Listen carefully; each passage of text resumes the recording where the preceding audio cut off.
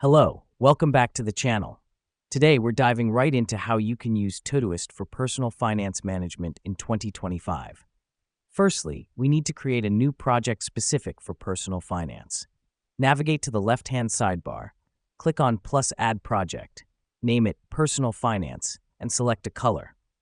This step helps us segregate our financial tasks from our daily chores and work tasks, making it easier to focus on our financial goals.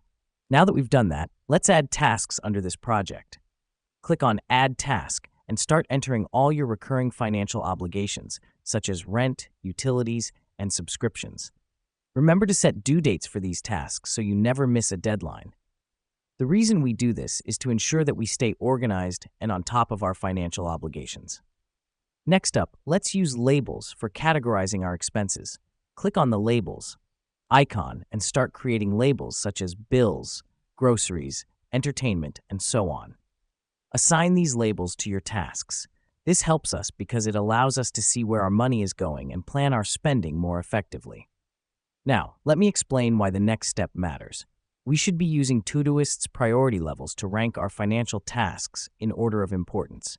For example, paying rent should be a priority 1 task, while renewing a magazine subscription might be a priority 3. Here's what's happening behind the scenes.